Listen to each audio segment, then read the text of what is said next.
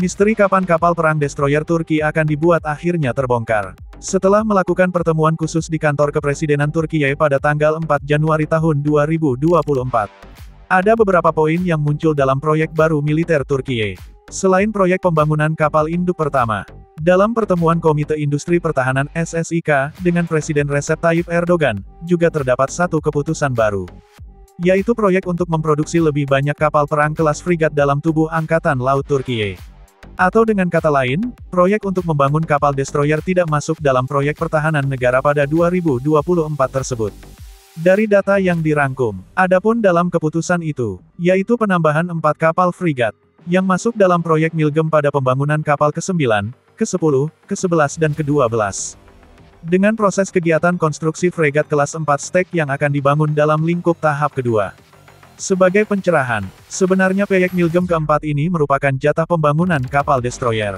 Namun tiba-tiba saja, keputusan berubah pada acara Ketok Palu, di mana kapal ke-9, ke-10, ke-11 dan ke-12 yang akan dibangun dalam lingkup proyek tahap ketiga diharapkan berada dalam konfigurasi TF-2000 Anti-Air Warfare Destroyer, HSHM. Akhirnya diubah menjadi proyek pembangunan kapal perang frigat dalam konfigurasi kelas ISTIF. Singkatnya, dengan adanya proyek ini, maka Angkatan Laut Turki akan memiliki 8 fregat kelas ISTIF dalam 5 tahun ke depan. Dan keputusan produksi untuk kapal perusak perang anti-udara TF-2000 diperkirakan akan diambil pada tahun-tahun mendatang. Di mana salah satu sumber Turkiye menyebutkan, bahwa alasan pemerintah Turkiye tidak memasukkan proyek destroyer TF-2000 ini.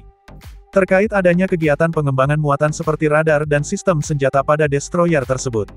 Selain proyek pembangunan 4 kapal frigat, dalam lingkup pertemuan dengan Presiden Erdogan, keputusan lain adalah, proyek pembangunan kapal patroli lepas pantai, kapal pendarat jenis baru, kapal pemburu ranjau generasi baru, dan kapal serbu nasional. Bayangkan bro, 20 tahun lalu pemerintah Turki menyekolahkan ribuan muda-mudinya ke Eropa dengan tujuan proyek besar negara. Di mana 20 tahun setelahnya, hari ini kita dapat melihat, bahwa hasil sumber daya manusia tersebut, berbuah manis dengan hadirnya industri senjata yang cukup gila.